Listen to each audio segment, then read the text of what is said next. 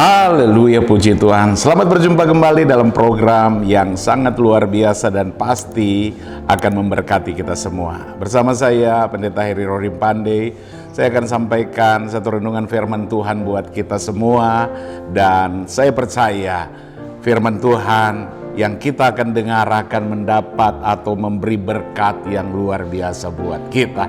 Hari ini saya akan bicara tentang tuntunan Tuhan bagi umatnya. Saya akan bacakan firman Tuhan terambil dalam Keluaran pasal 13 ayat 17 dan ayat 18. Setelah Firaun membiarkan bangsa itu pergi, Allah tidak menuntun mereka melalui jalan ke negeri orang Filistin, walaupun jalan ini yang paling dekat. Sebab firman Allah, jangan-jangan bangsa itu menyesal apabila mereka menghadap peperangan sehingga mereka kembali ke Mesir. Tetapi Allah menuntun bangsa itu berputar melalui jalan di padang gurun menuju Laut Tebrau. Dengan siap sedia berperang berjalanlah orang Israel dari tanah Mesir. Saudara yang dikasihi oleh Tuhan, kita sudah banyak mengerti kebenaran firman Tuhan ini ketika bangsa Israel mengalami kesulitan di Mesir.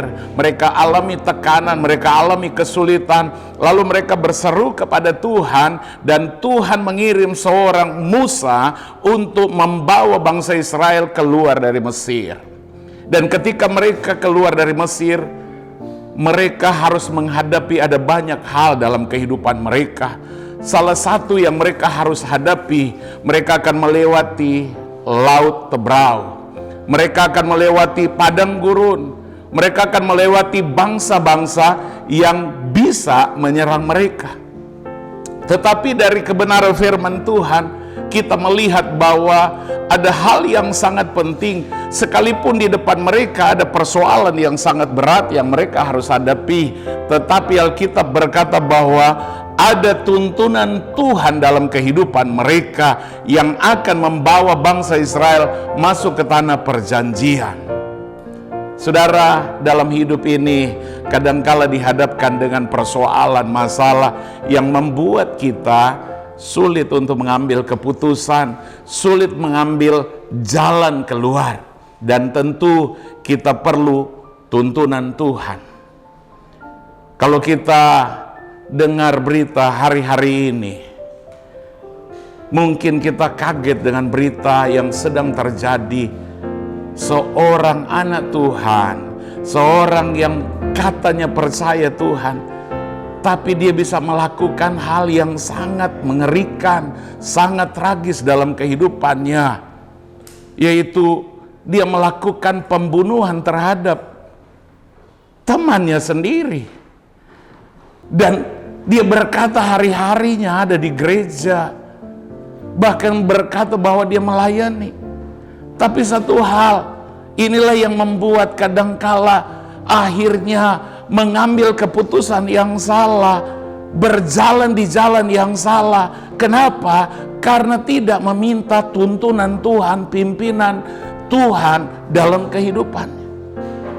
Saya percaya karena tidak meminta tuntunan Tuhan, akhirnya dia berjalan di jalan yang salah, melangkah di jalan yang salah, dan mengambil keputusan yang salah.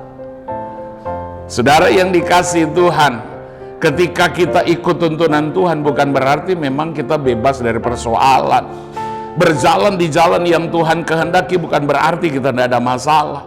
Berjalan di jalan yang Tuhan minta bukan berarti kita tidak ada kesulitan yang kita akan hadapi. Tapi ketika kita ikut tuntunan Tuhan, berjalan dalam rencana Tuhan, kita akan melihat pertolongan Tuhan dalam kehidupan kita. Belajar dari bangsa Israel tadi, ketika mereka keluar dari Mesir, mereka dituntun Tuhan, dipimpin Tuhan. Dan ini yang perlu ada dalam kehidupan kita. Nah, kalau begitu, bagaimana kita bisa mengalami tuntunan Tuhan atau penyertaan Tuhan dalam hidup kita? Yang pertama saya pelajari, kita mengalami tuntunan Tuhan bukan berarti kita bebas dari persoalan. Bukan berarti kita tidak menghadapi masalah. Kenapa? Seperti firman Tuhan katakan, supaya kita tidak gampang menyerah, supaya kita tidak gampang putus asa. Bangsa Israel dikatakan Tuhan harus pimpin mereka melewati padang gurun, supaya mereka tidak berkata bahwa mereka bisa, mereka mampu dengan kekuatan mereka, tapi karena tuntunan Tuhan, supaya mereka tidak kembali kepada hidup mereka yang lama. Jadi pertama, tuntunan Tuhan bukan berarti kita tidak ada masalah, bukan berarti tidak ada persoalan. Yang kedua, dalam tuntunan Tuhan juga kita mengalami apa? Latihan dan pengajaran yang Tuhan lakukan lewat masalah dalam hidup kita. Makanya ada ayat firman Tuhan, dalam segala hal Allah turut bekerja untuk datangkan kebaikan bagi kita yang mengasihi Dia.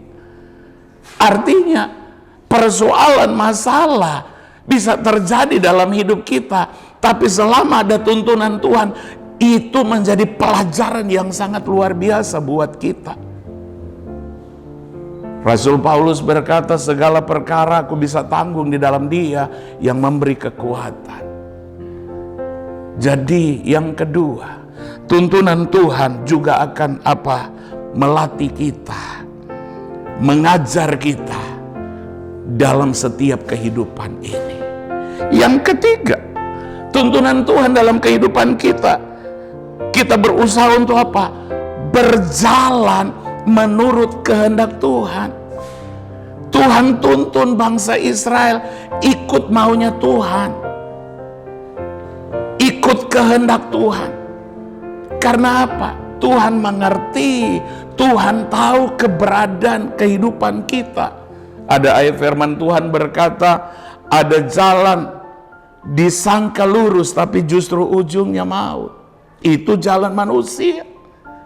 Tapi ketika kita ikut tuntunan Tuhan, ujung-ujungnya pasti yang manis, pasti yang luar biasa.